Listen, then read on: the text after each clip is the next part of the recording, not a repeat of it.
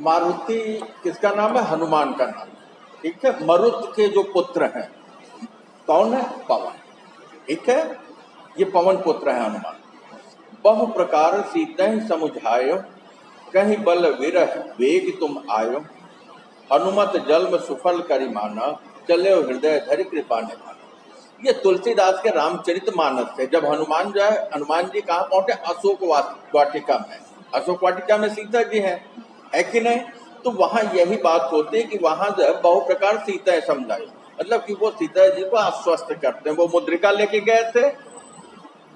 अब इसके बाद जब कहीं बल कि कौन सी ताकत और विरह किसका? सीता का।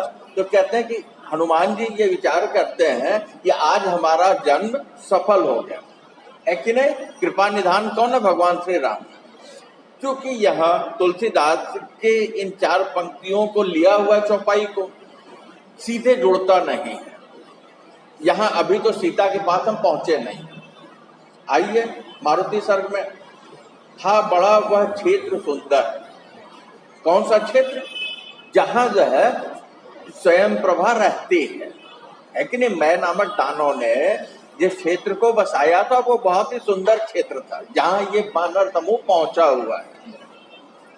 भवन जो निर्मित वहां थे, कला के अनुपम नमूने, प्रकृति उनमें दीखती, अटखेलियां करती तथा जो जड़े थे कपाट उनमें चंदनी थे। रत्न भी बहुमूल्य भवनों में जड़े थे, स्थान स्थान लग रहा जो विश्वकर्मा ने बनाया हो उन्हें। विश्वकर्मा कौन है? विश्वकर्मा देवताओं के जो वास्तुकार हैं, ठीक है, जिन्होंने स्वर्ग की रचना की है। दुनिया के सबसे बड़े जो है वास्तुकार विश्वकर्मा। तो कहते हैं कि वो जो भवन वहां थे, भवन मतलब क्या होता? मकान, इमारत, है कि नहीं? तो कहते भवन जो निर्मित वहां थे, वहां जो भी इमारत थी जिसको जो है देखा हनुमान ने, तो कला के अनुपम नमूने वो जो अपनी कलाकृति के लिए बेजोड़ हैं। अनुपम मतलब उसकी उपमा, अनुपम जिसकी उपमा न दी जा सके, अनुपमे। तो कहते उसमें सीधे सीधे प्रकृति दिखाई पड़ती थी। अब प्रकृति कैसी लग रहा है कि जैसे अटकेलिया कर आनंदित हो, है कि नहीं? तो कहते और जड़े थे कपाट उनमें चंदनी थे। और उन कपाट मतलब होता है दरवाजा, वो किसके थे? चंदन के थे। कल्पना कर लीजिए। और वो कैसे थे? जड़े थे मतलब उसमें पच्चीकारी है, डिजाइन है। और क्या जड़ा हुआ है डिजाइन बनाने के साथ ही? रत्न भी बहुमूल्य भवनों में जड़े थे, स्थान स्थान स्थान पर जो बहुमूल्य रत्न होते हैं, हीरा है, मोती है, पन्ना है, गोबेद है, लथुनिया है कि नहीं? तो जो 9 रत्न है, माणिक्य है, वो जगह जगह पर दरवाजे में और उस भवन की दीवारों में जड़े हुए हैं। लग रहा जो विश्वकर्मा ने बनाया हो उन्हें। तो उसे देख करके हनुमान को और वानरी सेना को लगता है कि जैसे साक्षात विश्वकर्मा ने ही इस महल को बनाया हो, है कि नहीं? इतना खूबसूरत है। नहीं वानर हुए आकर्षित तनिक भी।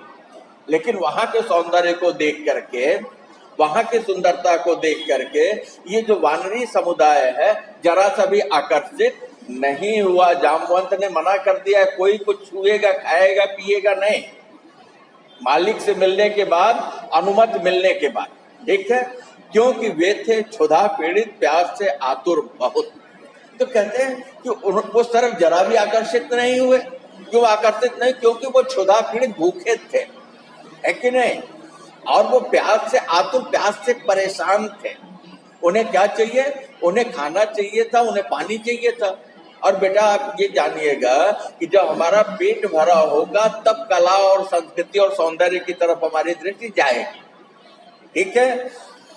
नहीं कोई कला अथवा प्रकृति का वरदान उनको लुभा सकता उस समय, इसलिए वे और आगे बढ़े, धारे राम का शुभ नाम अपने हृदय में और आधार पर। कहते इसके लिए वो भूखे हैं, प्यासे हैं। तो कोई भी कला हो, किसी भी तरह का सौंदर्य हो, किसी भी तरह की पच्चीकारी हो, कला 5 है: वास्तुकला, मूर्तिकला, चित्रकला, काव्य कला, है कि नहीं? तो कहते किसी भी तरह की कला जो है उन्हें क्या नहीं कर सकती? आकर्षित नहीं कर सकती, है कि नहीं? अब इस प्रकृति द्वारा दिया हुआ जो वरदान है, क्या वरदान था? घोर मरुस्थल के बीच में हरा भरा प्राण, है कि नहीं? लेकिन इस समय जो है भूख और प्यास से वो पीड़ित है, तो वो भी उनको नहीं लुभा सकता। और वो करते क्या है? अगर लुभा सकता तब तो उसके सौंदर्य को का निरीक्षण करने लगते, उसको देखने लगते, उसमें फंसे रहते, लेकिन नहीं, वे अपने हृदय में धारे राम का शुभ नाम, मतलब अपने हृदय में राम के नाम को धारण करके, और उनके होठों पर राम का नाम है, इसका मतलब श्वास प्रश्वास में कौन है? राम है। रोम रोम में कौन है? राम में, मतलब राम के सिवाय उनके पास और कुछ भी नहीं है, भूखे और प्यासे हैं। आगे चले आगे, और तो उनको दिखा वह स्वर्ण मंडित रत्न विजड़ित और चंदन काष्ठ से निर्मित अनूठा आश्रम, जिसकी छटा अनुपम निराली। भाई, जिसका दरवाजा, जिसकी इमारतें, जो महल अगर चंदन का है, रत्नों से जड़ा हुआ है, तब तो वहां सिंहासन वगैरह अन्य अन्य चीजें जो होंगी वैसी ही होंगे, है कि नहीं? जिसको बनाने वाला साक्षात विश्वकर्मा है, जिसने स्वर्ग को बनाया है। ये लंका नगरी जो थी रावण की, वो भी किसने बनाया था? विश्वकर्मा ने बनाया था। क्या हुआ था? उसे जो रावण का जो सौतेला भाई था कुबेर, कुबेर देवताओं का क्या खजांची है कि नहीं? कुबेर के पास अपार संपत्ति है, रावण ने छीन लिया था। वो पुष्पक विमान भी रावण ने जो है कुबेर से ही छीना था, जिस विमान से माता सीता का अपहरण किया था। ठीक है, तो कहते चले आगे, और तो कहते वानरी सेना आगे बढ़ती चली जा रही है। तो क्या हुआ? उनको दिखा, उन्हें दिखाई पड़ा वह स्वर्ण मंडित रत्न विजड़ित और काष्ठ से निर्मित अनूठा आश्रम। वो आश्रम जो दिखा वो कैसा? स्वर्ण मंडित, सोने से जड़ा हुआ, स्वर्ण से जड़ा हुआ, सोने से बना हुआ। मंडित मतलब क्या? सीधे सीधे नहीं, ये कह लीजिए कि सोना ही सोना दिखाई पड़े। और काष्ठ निर्मित, काष्ठ मतलब क्या? लकड़ी। और वो काष्ठ किसका? चंदन। बहुत महंगा होता है और बहुत खुशबूदार होता है। उसको जो है बराबर समतल किया जाए तो बहुत चिकना होता है कि नहीं? लेकिन उसमें अलग तरह की अपनी आभा निकलती है। पंडित जी वगैरह देखिए घसते हैं और माथे पे आपके लगा दिए, एकदम ठंडा ठंडा लगता है अगर असली चंदन हो तो। कहते कि रत्नों से जड़ा हुआ और चंदन की लकड़ी से बना हुआ वह आश्रम जो है, जिसकी छटा, जिसका सौंदर्य जो है अनुपम है, जिसकी उपमा ही नहीं दी जा सकती, निराला है, एकदम अलग सा। आगे चले, कलाकारी थी जहां चहुओ, लेकिन द्वार के बाहर प्रतिष्ठित एक थी चंदनी चौकी। कहते कि चारों तरफ जिधर भी नजर जाती तो कला ही कला है, मतलब बहुत खूबसूरत जो है। वो मैं नामक दानव ने जो महल लिया है, जो दिया है इसको जो है स्वयं प्रभा को, है कि नहीं? वो कैसा है? बहुत सुंदर है। कलाकारी, कलाकारी कहाँ है? जहां चहुओर, चहु मतलब चारों, पूरब पश्चिम उत्तर दक्षिण, मतलब जहां जहां नजर जाए चारों तरफ जो है कला ही कला, सुंदर ही सुंदर है। और जो प्रवेश द्वार है जहां से ये लोग बाहर के लिए जाते हैं, वहां एक चौकी पड़ी है, तख्त है, तख्ता है, वो कहता है चंदन का है। सब मतलब कहीं भी किसी भी तरीके की कोई कमी नहीं दिखाई पड़ रही। और जिस पर सुशोभित थे, दीप्त मुख और श्वेत के थी प्रभा अपनी ही विखेर दूर तक, आंखें निमीलित, ध्यान रत और तपश्चर्या लीन तापस नारी है। देख, चंदन की चौकी है और उस पर जो सुशोभित हो रही है, मतलब शोभायमान हो रही है। क्या कर रही है? वो आसन में बैठी है, पद्मासन में होगी, क्योंकि तपस्या की स्थिति, साधना की स्थिति में वो पद्मासन में बैठ करके आंखें बंद होगी, हाथ जो है सामने फैले होंगे, तो वही वो बता रहे हैं। कहते हैं वो सुशोभित हो रही है, मतलब सुंदर दिखाई पड़ रही है चंदन की चौकी पर। कहते हैं दीप्त मुख, जिसके चेहरे पर तपस्या की वजह से अलग से प्रकाश है, यही ना, प्रकाशित मुख। तो प्रकाशित करता था चेहरे पे, यहां चेहरे पे तेज है, श्वेत केशी, और आ जाइए उसके जो बाल हैं वो कैसे सफेद रंग के। तो बालों का सफेद होना इसका मतलब कि उस महिला का, उस तपस्विनी का उम्र दराज होना, क्योंकि बाल जो सफेद कब होंगे, ये उसके अनुभव और लंबे समय की तपस्या को बताने के लिए। ठीक है, प्रभा अपनी ही बिखेर दूर तक, उसकी प्रभा जो है वो चारों तरफ तक फैल रही है, कहां तक, दूर तक, और आंखें निमीलित, और उसकी जो आंखें हैं, उसकी जो पलकें, वो पलकें कैसे बंद हैं। साधना की स्थिति, क्योंकि बाहर ध्यान नहीं रहेगा तो अंदर ध्यान केंद्रित होगा, तो आंखें बंद है और वो ध्यानरत, वो ध्यान में लीन है। ठीक है, तपश्चर्या लीन, वो अपनी तपस्या में लीन है, लगी हुई है। कौन है, तापस नारी, एक तपस्विनी नारी जो है चंदन की चौकी पर दिखाई पड़ी, जिसके चेहरे पर विशेष तरह की आभा है, जिसके बाल सफेद हैं, उसके चेहरे से निकलने वाला प्रकाश जो है वो विशेष है, एक तपस्विनी नारी दिखाई पड़ी। पेज नंबर 68, बुक मिल गई है? अरे बहुत सुंदर बेटा, बहुत सुंदर। इन लोगों को कहां से मिलेगी वो जगह बताओ। हाँ चलिए बाद में बात कीजिएगा। वृद्ध थी पर आयु के वार्धक्य का शतांश भी मुख पर न उसके झलकता था। तपश्चर्या ने अनूठी कांति थी उत्पन्न कर दी। लग रहा सूर्याभ अरुणाभ सूर्य ही बैठा है लगाए पद्म आसन वेश नारी का लिए। तो कहते वृद्ध थी, श्वेत किसी बोला है ना, कहते कि वो नारी कैसी है, तपस्विनी, वृद्ध है, लेकिन आयु के वार्धक्य, मतलब वार्धक्य मतलब बढ़ी हुई आयु। ठीक है, वृद्ध मतलब क्या, सीनियर सिटीजन। भाई आपने पूछा वृद्ध, सीनियर सिटीजन, इसका मतलब है कि उसकी उम्र खूब हो गई है, लेकिन आयु के वार्धक्य मतलब आयु की अधिकता ने शतांश भी मुख पर न उसके झलकता था कि वो उम्र दराज है। उसके चेहरे को देखने पर उसके चेहरे से ऐसा कुछ भी दिखाई नहीं पड़ रहा है। तो ऐसी कांति, ऐसी शोभा, ऐसा प्रकाश, ऐसी दीप्ति, ऐसी आभा जो है किससे आ गई थी उसके चेहरे पर, तपश्चर्या से। एक विशेष तरीके का जो प्रकाश उसके चेहरे पर दिखाई पड़ रहा है, वो किस चीज का प्रकाश है, तपस्या का, है कि नहीं।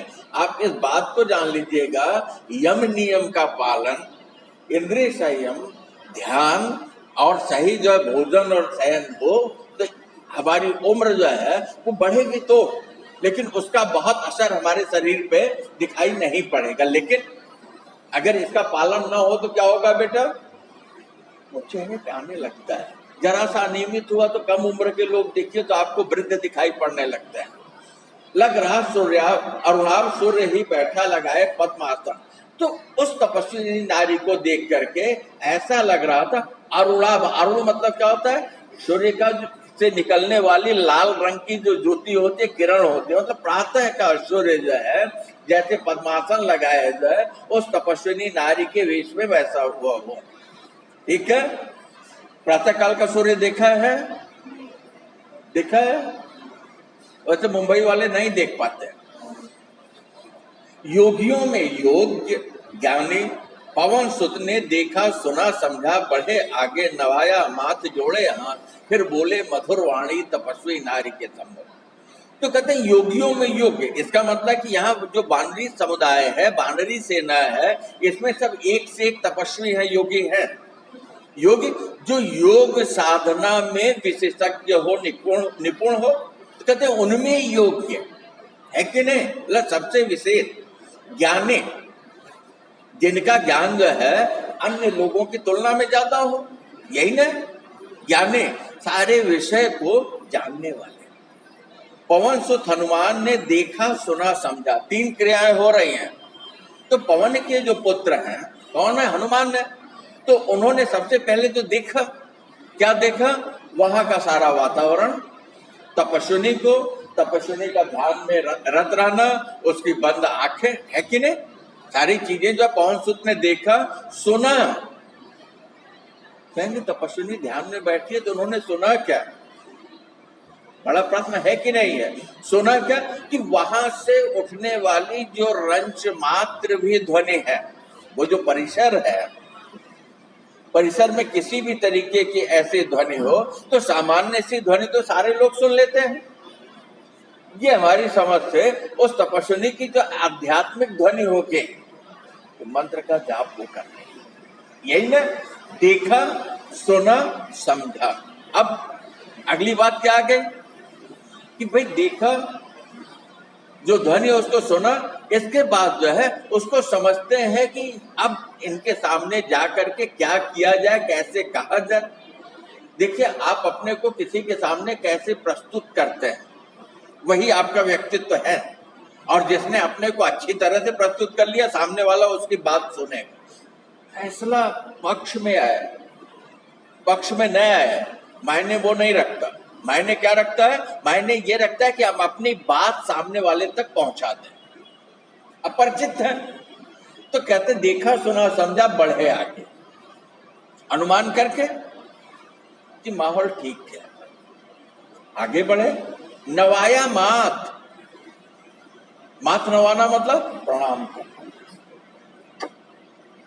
ध्यान देना बेटा, नवाया मात, ध्यान इधर दो, नवाया मात। जैसे ही इन्होंने प्रणाम किया, गर्दन झुकाई, ये कह लीजिए अपने अहम को छोड़ दिया। सामने वाले के सामने जो है जैसे इन्होंने नवाया, माथा झुका करके प्रणाम किया और जोड़े हाथ, दोनों हाथ जोड़ करके मस्तक नवाया। जो भी अहम होगा, जो भी बड़प्पन का भाव होगा वो जाता रहेगा, और सामने वाला जब ये देखेगा कि नहीं हमारे सामने जो आया है उसके पास अहम नहीं है, वो अपने को बड़ा नहीं समझ रहा है, वो हमको उचित यथेष्ट सम्मान दे रहा है, तो वो उसकी तरफ ध्यान देगा, है कि नहीं। फिर बोले मधुर वाणी।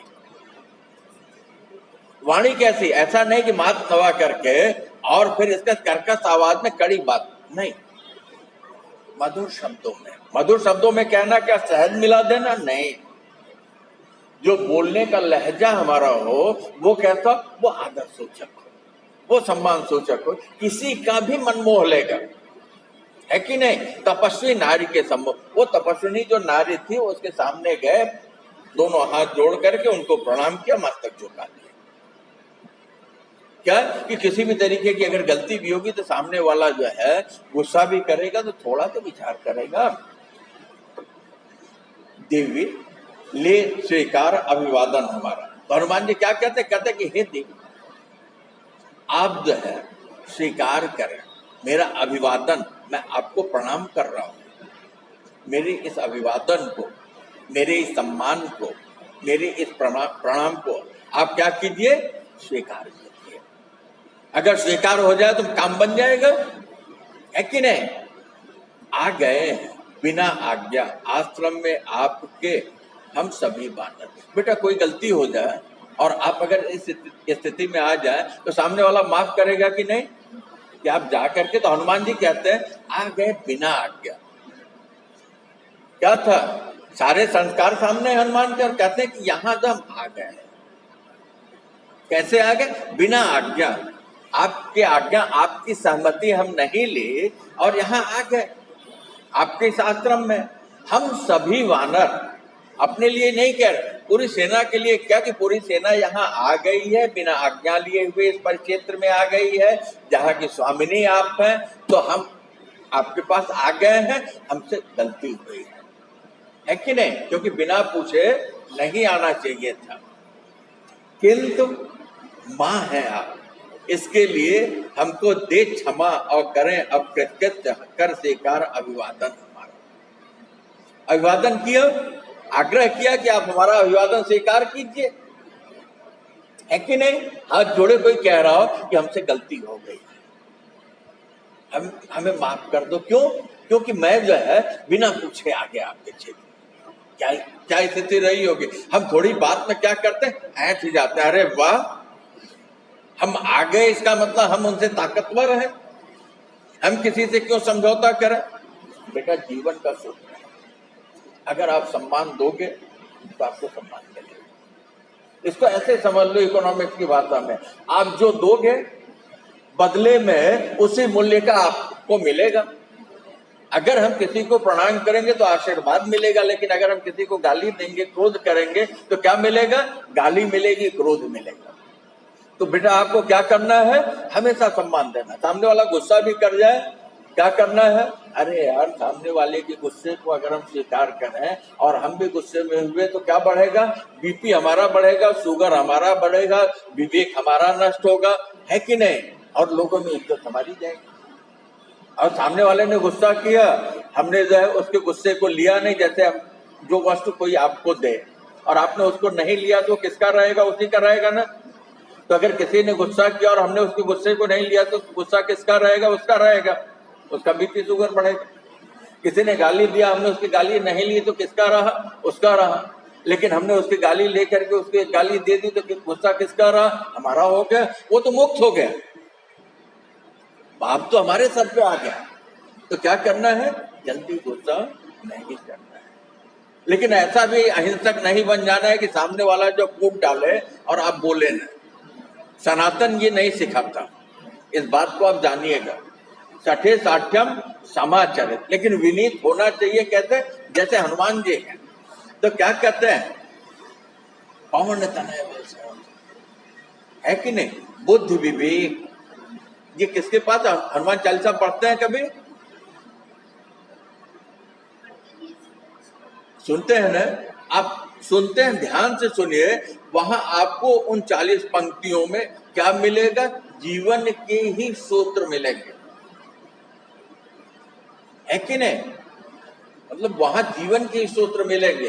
तो हनुमान के जो गुण हैं वो पूरे तो नहीं आ सकते, लेकिन अगर 50% भी आ जाए, चलो और छोड़ दिया, 40% भी आ जाए, क्योंकि 40% में पास हो जाते हैं, हमारा किटी नहीं लगता है, उतना भी आ जाए तो बेटा जीवन में बड़े विश्वास से मैं कह रहा हूं कि आपका ओ ग्रेड रहेगा। आपका ग्रेड कौन सा हो जाएगा? ओ हो जाएगा। आप कैसे रहोगे? आपकी गिनती जो है लाखों में तो रहेगी, थोड़ा सा ग्रेड बढ़ा तो करोड़ों में भी हो सकते हो, लाखों में तो एक आप रहोगे ही रहोगे। तो उस पर बाद में नहीं होगा तो एक लेक्चर ले लूंगा चालीसा पे। कहते किंतु माँ है आप, इसके लिए हमको दे क्षमा हो। तो कहते हैं कि ऐसा बिना पूछे हम आ गए हैं आपके आश्रम में, हम सभी आ गए हैं, तो क्यों आप हमें क्षमा दें?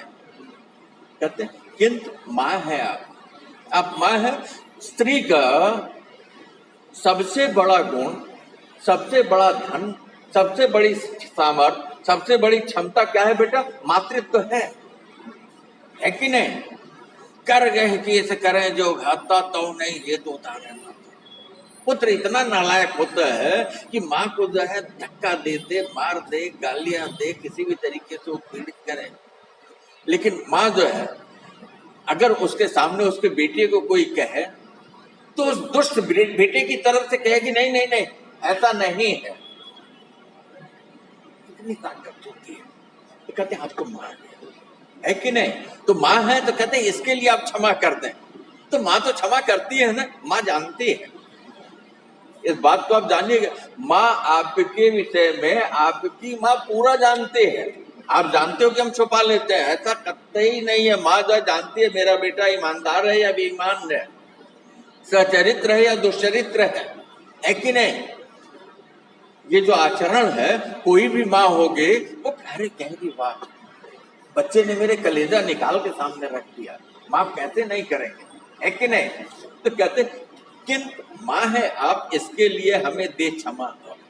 कहते कि आप माँ हैं, हम आपके बच्चे हैं, हमसे गलती हुई है तो हम आपके पास आए हैं, आपको प्रणाम कर रहे हैं, आपका अभिवादन कर रहे हैं, जो यथेष्ट क्रिया है उसे हम कर रहे हैं। और माँ है तो आपका तो स्वभाव ही है बच्चों को माफ करना, क्षमा वरण को चाहिए। छोटन को उत्पात, तो हमने उत्पात कर दिया, हमने गलती कर दिया है कि हम आपके परिक्षेत्र में आ गए हैं। तो माँ होने की वजह से आपको क्या करना चाहिए? आपको जो है हमें माफ करना, ये आपका विशेष गुण है। करें अब कृतकृत्य कर स्वीकार अभिवादन हमारा। तो कहते हैं कि अब हमें जो कृतकृत्य करें, कृतार्थ करें, हमारे इस अभिवादन को स्वीकार करके तो कृतार्थ कैसे होंगे? आशीर्वाद दें, है कि नहीं? आशीर्वाद देने का मतलब है कि जो गलती हुई है माफ हो जाएगी ना, आशीर्वाद तो तभी मिलेगा। बुद्ध विवेक विज्ञान निधाना, हनुमान के लिए जो कहा जाता है, कौन सो काज कठिन जग माई, जो तुम हो तात नहीं, है कि नहीं? देखिए कितने ज्ञानी हैं, कितने चतुर हैं, कितने विवेकवान हैं। प्रणाम करते कहते कि ऐसा कि आप मां हैं, हमारे अभिवादन को स्वीकार कीजिए और हमें कृतकृत्य कीजिए। तो कृतकृत्य कैसे होगा? तो आशीर्वाद दें, और बेटा क्या दें? फल खाने दें, पानी पीने दें, है कि नहीं? कह गए पवन सुत की श्रेष्ठ मृदु पर मेघ सी गंभीर वाणी सुन तपस्वी नारी के अंतःकरण में हुई हलचल, नेत्र जो थे बंद अपनी साधना में खुले आहिस्ता, वहां देखा सहस्त्रों वानरों को म्लान मुख पर क्लांत तन आपसे गिरते हाथ जोड़े पवन सुत की भांति ही। तो क्या हुआ? पवन सुत ने अपनी बात जो है जो कही थी श्रेष्ठ, शिष्टाचार से भरी, मृदु, शिष्टाचार युक्त, ठीक है, जो हमारा उचित आचरण, मृद मीठे वचनों में, लेकिन कैसे? उनकी जो वाणी थी, जो उन्होंने कहा था, वो मेघ की तरह गंभीर थी, उसमें हल्कापन ओछापन नहीं, क्योंकि गंभीरता से कोई बात कही जाएगी तो गंभीरता से सुनी जाएगी। और कहते हो तपस्वी नारी के अंतःकरण में, क्योंकि वो तो आंखें बंद किए हुए थे, अंदर हलचल हुई कि कोई आसपास है, उसके आंखें जो आहिस्ता धीमे धीमे खुली पड़ गई। तो वो देखती क्या है कि यहां एक नहीं सहस्त्रों, है कि नहीं? वानर कहते हैं जैसे उनके चेहरे जो म्लान है, मुरझाया हुआ, म्लान मुरझाया हुआ, क्यों मुरझाया? क्लांत तन, क्लांत मतलब थका हुआ, म्लान मतलब मुरझाया हुआ मुंह, और शरीर जो क्लांत थका हुआ है, और वो हाँफते गिरते, भूख प्यास की वजह से वो खड़े नहीं रह पा रहे हैं, लेकिन सारे के सारे हाथ जोड़े खड़े हैं। कैसे? पवन सुत की तरह। कल्पना कर लीजिए यार, कौन पत्थर दिल होगा जो नहीं दे देगा खाने पीने को, है कि नहीं? एक क्षण को कांति आनंद पर उठी मुस्कान चौधी अधर पर, जो जानती हो वो तपस्वी नारी सब कुछ व्यथा एवं कथा बानर समूहों की। तो जब ऐसा हुआ तो क्षण मात्र के लिए जो है उसके चेहरे पर एक विशेष तरीके की कांति आई। आनंद मतलब होता है मोह, चेहरे पर एक विशेष तरीके की कांति मतलब प्रकाश आया, और चेहरे पर जो है अधर मतलब होता है होठ, उसके अधरों में जो था क्या, वो मुस्कुराई, हंसी नहीं, हल्के से होठ खिले। वो जब ऐसा की तो ऐसा लगा कि जैसे वो तपस्विनी नारी पहले से ही इनके विषय में, इनकी व्यथा कथा को जानती है कि नहीं। किंतु अगले क्षण हुआ गंभीर मुखमंडल, भ्रकुटी बंकिम हुई और रोष में भरकर पवन से उठी वह बोल ऐसे, दिखाना तो था। तो कहते अगले क्षण जैसे जानती सब कुछ हो, लेकिन एकाएक जो उसका मुखमंडल कैसा हो गया, वो गंभीर हो गए। भ्रकुट बंकिम हुई, भ्रकुट मतलब होता है भाव में, बंकिम कब होंगे? क्रोध से होंगे, आंखें निकले गुस्से, है कि नहीं? और रोज गुस्से में भरकर जो है वो पवन सुत से बोल उठे, कौन हो तुम, यहाँ क्यों कर आ सके, यह स्थान है दुर्लंघ, बाहर के जगत के लिए आज्ञा बिना मेरी आ नहीं सकता कभी कोई यहाँ। तुम यहाँ इन सैकड़ों बानरों रिक्षों को लिए कैसे चले आए बताओ, भस्म कर दूंगी निमित्त में सभी को मैं एक तीखी दृष्टि। वो कहते तुम कौन हो और तुम यहाँ कैसे चले आए? यह स्थान कैसा दुर्लंघ है, जिसे लांघा नहीं जा सकता है, जिसमें प्रवेश नहीं किया जा सकता है, आने योग्य नहीं है, मतलब आने योग्य, यहाँ आया ही नहीं जा सकता। बाहरी दुनिया के लोग यहाँ नहीं आ सकते। यहाँ आने के लिए क्या चाहिए? मेरी आज्ञा के, मेरी बिना आज्ञा के कोई नहीं आ सकता। और यहाँ तुम सैकड़ों रीक्ष बंदरों को लेकर के चले आए हो, तो मैं क्षण मात्र में क्या कर दूंगी, पूरी की पूरी बानरी सेना को भस्म कर दूंगी। निमिष मतलब क्षण मात्र में। कैसे? एक तीखी दृष्टि से तपस्वी की साधु के, ब्राह्मण के या किसी विषय के विशेषज्ञ की का कहा हुआ या किया हुआ फलित होता है, लंपट की नहीं। ब्राह्मण वेश में हो, तपस्वी वेश में हो तो उसका नहीं। तो वो कहती क्षण मात्र में मैं भस्म कर दूंगे, फिर मौत आ गई, है कि नहीं। सुन तपस्वी नारी की और रोज से भरपूर वाणी, और उसके क्रोध के अंगार को लगे थर थर कांपने वानर सभी, मृत्यु है निश्चित सभी ये सोचने से लग गए। कहते हैं तपस्वी नारी की वाणी को सुनकर के वो कहती है क्रोध, रोष से भरकर, क्रोध से भरे हुए उसके शब्दों को सुनकर जो वानर समुदाय था थर थर कांपने लगा मारे डर के कि अब तो मृत्यु निश्चित है। भूखे प्यासे मरने ही वाले थे, राक्षस मारने ही वाला था, रेगिस्तान ने परेशान किया है, इस गुफा में चले आए हैं और ये कह रही है कि तुम बिना पूछे चले आए तो भस्म कर दो। सभी यह सोचने, सभी यही जो है विचार करने लगे। पवन सुत हनुमान ने देखा तपस्वी नारी का मुख, फिर मुस्कुराए और बोले मृदुर वाणी में विनम्रता बढ़े। तो हनुमान जी क्या करे, वो तपस्वी नारी के चेहरे को देखे तो जैसे अधर कैसे थे, मुस्कुराए थे, तो गहरी दृष्टि थे एक एक प्रक्रिया में। तो वो फिर जो है मीठे वचनों में, फिर उन्होंने कहा मीठे वचन में क्या, एकदम सहज शांत, जरा सा गुस्सा नहीं, है कि नहीं बेटा। यहाँ पवन तनय बल पवन तनवाना, काछिक साध रहे हो बलवाना। ऐसा वीर तपस्वी नाग ने जब ये कहा कि एक क्षण में भस्म कर दोगे तो गुस्से में आना चाहिए ना, है कि नहीं। लेकिन ताकतवर जो होता है वो गुस्सा नहीं करता, जिनमें ताकत नहीं होती वही ज्यादा गुस्सा करता है। गाली अगर कोई दे रहा है समझ लीजिए कमजोर है, डर रहा है, तो कहते देव मत हो चुप, हमसे जो हुआ अपराध उसकी क्षमा दे, करबद्ध या अनुनय हमारे, क्योंकि यह अपराध हमसे व्यवस्था में हुआ है। तो कहते कि ऐसा है देव आप हमें क्षमा, क्योंकि यह अपराध जो हमने किया है कि इस प्रदेश में प्रवेश किया है, तो ये कैसे किया है, व्यवस्था में किया है। कौन सी व्यवस्था थी, हम भूखे और प्यासे थे, तो हम भूखे और प्यासे थे इसके लिए यहाँ पर हम आ गए। व्यवस्था बोली तपस्विनी, मुस्कान किंतु अब उसके अधर पर तैरती, तो उसने कहा व्यवस्था, तपस्विनी ने कहा, और ऐसा कहते हुए उसके चेहरे पर क्या मुस्कुराहट का भाव है, गुस्से का भाव नहीं है। तो अब काम बन जाएगा, है कि नहीं, क्योंकि ऊपर कह दिया है जैसे जानती हो वह, ऊपर चर्चा आई थी जैसे जानती हो वह।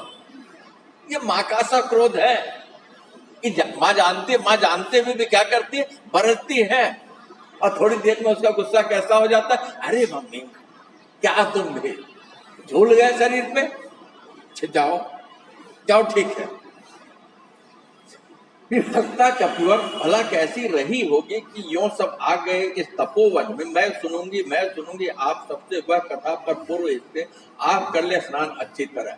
तो कहते हे कपिवर आपकी जो व्यवस्था है कैसी व्यवस्था थी, अब आप लोग इस तपोवन में आ गए हैं, इस तपस्थली में आ गए हैं, तो उसे मैं पूरा सुनूं।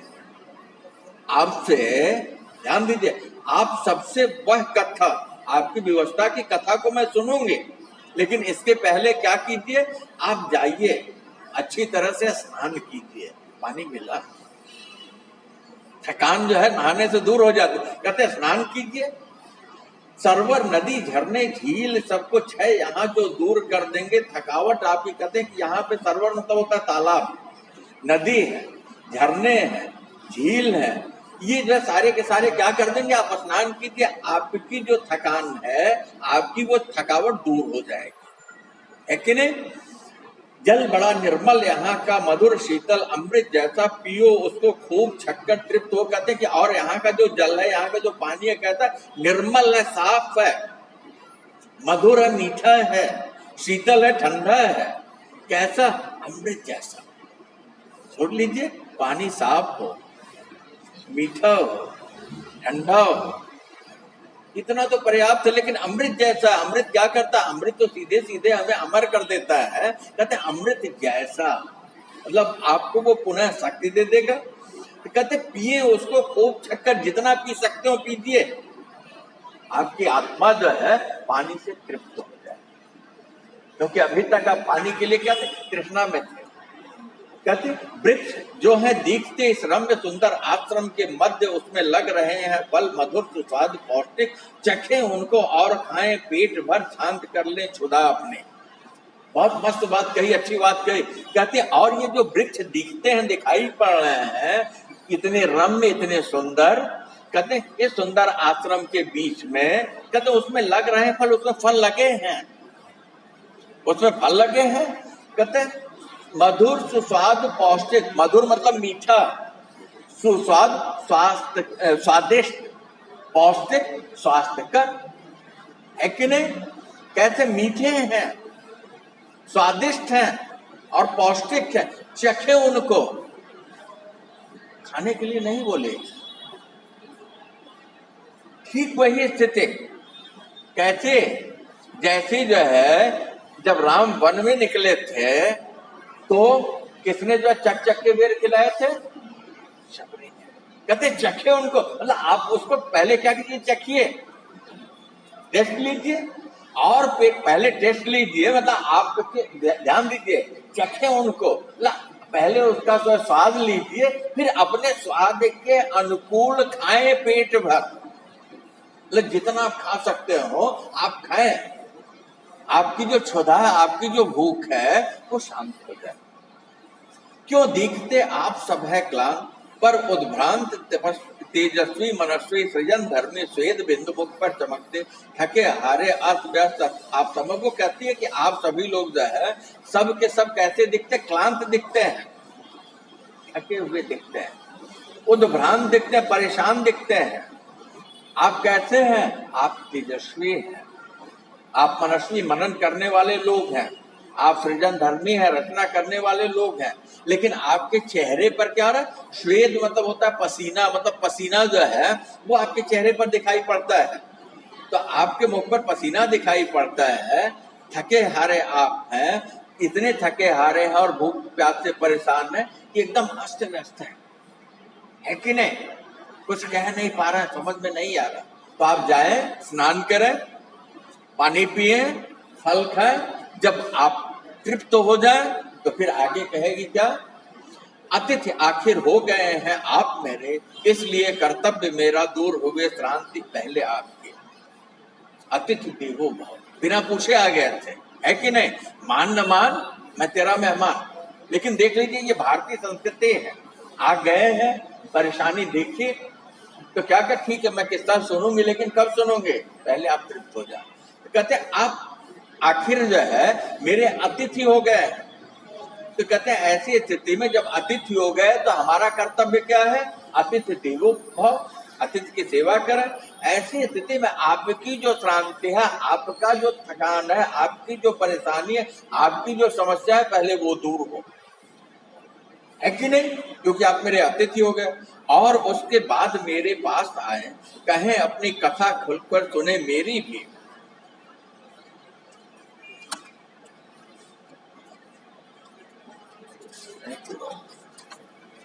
कथा को व्यथा को, वो कहते कि ऐसा है कि ऐसा करके आप पाए मेरे पास, जब आपके भूख प्यास मिट जाए, आप आराम हो जाए, और फिर अपनी कथा खुलकर मुझसे कहें, और मेरी भी जो व्यथा कथा है उसे भी आप सुने। धन्य धन्य देवी आप बोले हनुमान तपस्वी से, जो हाथ जोड़कर तपस्विनी से हनुमान जो है हाथ जोड़े हुए कहते हैं, माँ धन्य हो, धन्य हो, आप धन्य हो कि आपने खाने पीने की व्यवस्था कर दी, आपने हमें क्या किया, माफ किया। भूख प्यास से पीड़ित वानर समुदाय यह बेचैन था प्राण त्याग देने को, और यह कथा थी सुदीर्घ बड़ी, यहाँ तक पहुंचने की, उसे शुरू करते तो ये वानर प्राणों को नहीं बचा पाते ने। कहते भूख और प्यास से पीड़ित ये जो वानरी समुदाय था वो क्या करता, अपने प्राण त्याग देता। कब त्याग देता, कि तपस्विनी कहती नहीं पहले बैठो, अपनी पूरी कथा पूरी बात बताओ, मैं समझू कि बिना आज्ञा के क्यों मेरे जो है इस आश्रम में प्रवेश किए, कैसे किए, तुम्हारी हिम्मत कैसे हुई। तो कहते हैं कि ये कथा तो बहुत लंबी है। कितनी लंबी है, इतनी लंबी है कि वो जो राजा दशरथ ने कैसे वनवास दिया वहां से शुरू करते, सीता के अपहरण तक आते और कहते कि हम उनकी खोज में निकले हैं। लेकिन अगर पूरी कथा सुनाते तो क्या होता, वानरों के प्राण निकल जाते भूख और प्यास से। लगता है आप दिव्य दृष्टा हैं, समझ गई हैं सब कुछ, इसलिए हमको यह आपने आदेश दिया है, क्षुधा पूर्ति कर ले हम पहले ही। कहते हैं लेकिन ऐसा लगता है मां कि आप दिव्य दृष्टा हैं, आप दूर की बातों को, आपकी जो दिव्य दृष्टि है, जो आपकी अंतर्दृष्टि, दृष्टा मतलब देखने वाला, तो आपकी दृष्टि कैसे दिव्य है, आप लोगों के मन की बात को जान लेती हैं। इसलिए आपने सबसे पहले हमें क्या आदेश दिया कि हम क्षुधा की पूर्ति करें, क्योंकि हम भूखे हैं। धन्य धन्य मातु, आप क्षुधा पूर्ति करने हम जाते हो। कहते माँ आप धन्य हो, धन्य हो, धन्य हो। अब हम जा रहे हैं किसके लिए? आपने हमें आदेश दे दिया है, लेकिन यह देते विश्वास सुनकर कथा हमारी देंगी आप शुभ आशीष भी। खाने को तो दे दिया, पीने की आज्ञा दे दी, कहते लेकिन हाँ यह देते विश्वास सुनकर कथा हमारी देंगी आप शुभ आशीष भी, क्या आप मेरी कथा सुनेंगी? कथा सुनने के बाद आप मुझे क्या देंगे? आशीष देंगे। ऐसा नहीं उसने कहा था निमिष मात्र क्षण मात्र में भस्म कर दूंगे। कथा सुनी, तुमने उल्लंघन किया है तो ठीक है, मैंने खिला पिला दिया, तुम्हारी समस्या दूर की, लेकिन बिना आज्ञा के कैसे आ गए? ये रोष नरक कहते कि आप हमें आशीर्वाद भी देंगी। बल बुद्धि निधान हनुमान जी, है कि नहीं? इसके पश्चात मुड़े मारुति और संबोधित किया सभी वानर समुदाय। इसके बाद जो है हनुमान जी क्या करते? मुड़े, किधर मुड़े? वानरी सेना की तरफ, और संबोधित करते हुए सारे वानरी समुदाय, वानरी सेना से कहा चले माँ की आज्ञा मिल चुकी, हमको ग्रहण कर ले कंद मूल और नाना भांति के सुस्वाद फल, जो लगे हुए वृक्षों पर प्रचुर मात्रा में है। इसके पश्चात कूप सरोवरों कि निर्मल जल से निज प्यास सभी तीर्थ कर। तो कहते कहता है कि अब सभी लोग चले, माँ की आज्ञा मिल गई, हमें अब उनकी आज्ञा मिल चुकी है, तो हम अब ग्रहण करें, खाएं। क्या खाएं? जो भी यहाँ कंदमूल है, नाना प्रकार के जो विभिन्न तरह के स्वादिष्ट जो फल हैं, जो वृक्षों पर लगे हुए, कैसे प्रचुर मात्रा में, कम नहीं है, बहुत अधिक, जितना खा सके, है कि नहीं? और इसके बाद जो यहाँ के कूप है, मतलब कुआं, सर मतलब तालाब, सरोवर मतलब बड़े तालाब, कहते हैं उसके निर्मल जल से हम अपने प्यास को तृप्त करें। क्या करें? मतलब हम भूख और प्यास से क्या हो जाए? तृप्त हो जाए, भूख प्यास हमसे दूर भाग जाए। सुनकर हनुमान के वचन सारे वानर समुदाय में छाए हर्ष गया, दौड़े सब भलकर किलकारियां हर्षित होते। वानरी प्रवृत्ति है, अरे भाई हमारी भी होगी, भूखे प्यासे होंगे, मिलेगा तो कूद के जाएंगे, और पहले मिले फिर देखते हैं, यही ना? तो हनुमान के इस वचन को सुन करके हनुमान ने जो कहा जाए, सारे वानरी समुदाय में जैसे एक नए प्राण का संचार हुआ, सारे के सारे हर्षित हो गए, प्रसन्न हो गए, सभी एक साथ दौड़ पड़े, कैसे? किलकारियां लेते हुए। बंदर तो है ही, उनकी जो खुशी होगी उछलेंगे कूदेंगे, वो जो आवाज करते हैं तो उनकी किलकारी को आप अपने कानों से सुन सकते हैं, यहाँ तो हम सुना नहीं सकते, अनुभव आप कर सकते हैं। तो सारे के सारे खुश हो गए। पहले सब आश्रम के निकट बने सरोवर में जा कूदे, स्नान किया। तो सारी की सारी वानरी सेना क्या की? सबसे पहले तो आश्रम के पास जो सरोवर था, तालाब था, उसमें कूद पड़े, है कि नहीं? क्योंकि नहा लेंगे, थकान दूर होगी, भूख बढ़ जाएगी, अच्छे से खाते बनेगा, है कि नहीं? क्योंकि शरीर जो अगर भारी हो तो भोजन रख दिया जाए तो नहीं खवाएगा। तो सरोवर में कूद पड़े और वहां जाकर के वो उन्होंने स्नान किया। और ताजगी मन में आई तो भाग भागकर सारे वानर जा चढ़े ऊंचे शिखरों पर, वृक्षों के लदी हुई थी जिनकी डालियां सुस्वाद फलों से जो जीवनदायी। कहते जब उन्होंने स्नान किया तो उनके अंदर एक विशेष तरह की स्फूर्ति, एक विशेष तरीके की ऊर्जा का संचार हुआ, है कि नहीं? फुर्ती आ गई और ताजगी आ गई। तो जब मन ताजा हुआ, विशेष तरह की ऊर्जा का संचार हुआ, तो सारे के सारे वानर 76 पे सारे के सारे वानर जो है कूद करके कहाँ गए? वृक्षों के एकदम शिखर पर चढ़े गए, है कि नहीं? ऐसा नहीं कि फटाक से फल के पास से। और इतनी फुर्ती है, क्या था? अभी वो चल नहीं पा रहे थे, गिर रहे थे एक एक करके, लेकिन स्नान करते इतनी फुर्ती आई कि पेड़ की सबसे ऊंची चोटी पर वो चढ़ने लगे। जहां वो जा रहे हैं वो डालियां कैसी हैं, सुस्वाद फलों से लदी हुई है। वो फल कैसे जीवनदायी, जीवन देने वाले हैं। आह क्या मजे है कि नहीं। और जिनके सेवन से उत्साह, शक्ति और उमंग और तरंग का हुआ संचार करता, कहते हैं कि जिसके जिसके खाने मात्र से जो है हमारे अंदर एक विशेष तरीके का उत्साह, विशेष तरह की शक्ति, उमंग और तरंग पैदा होता है। तो कहते हैं कि ये फल जो है उनके सामने है, अब वो खाने जा रहे हैं। करके ये क्षुधा तृप्त अमृत जैसे जल से प्यास बुझाई सबने, जीवन की डोर थी जो लगी छूटने उनसे फिर वह आ गए नियंत्रण में। कहते हैं अब सारे लोगों ने क्षुधा तृप्त अपने भूख को संतुष्ट किया। क्या हो गया बेटा, पेट भर गया। कहते हैं अमृत जैसे जल से प्यास बुझाई, और जो गला सूख रहा था, कंठ प्यासे थे, पानी पी करके जब प्यास बुझा ली। अभी जीवन की जो डोर उनसे छूट रही थी कि मृत्यु हो जाएगी, अब वो क्या हो गए, नियंत्रण में आ गए। अब वो भूख प्यास से मुक्त हो गए। इसके पश्चात त्वरित गति से सभी वानर आ गए पुनः अलौकिक तपस्वी के सामने। तो जब भूख प्यास मिटी, नहा के एकदम फ्रेश हो गए, ताजगी आ गई, तो सारे के सारे जो वानर सेना थी, अब उनके अंदर जब नई ऊर्जा का, नए जीवन का संचार हुआ, तो जैसा तपस्विनी ने कहा था, जैसा माँ ने कहा था, जैसा उस सन्यासिनी ने कहा था, स्वयं प्रभा ने कहा था, वो कार्य पूरा हुआ। तो उन्होंने क्या किया, इसके पश्चात वो आ गए त्वरित गति से, तेजी से। क्या यहाँ नहीं है, समय ही नहीं। 1 महीने का समय था, बहुत कुछ नष्ट हुआ, तो तेजी से आ गए सब वानर, सारे बंदर। ऐसा नहीं कोई इधर उधर भटका नहीं, माँ के सामने सारे लोग आ गए। अरे भाई खाना पीना मिल गया, यही तो चाहिए था ना। सब आ गए पुनः अलौकिक तपस्वी के सामने। वो सारे के सारे जो है बंदर उस अलौकिक तपस्विनी के सामने आ गए।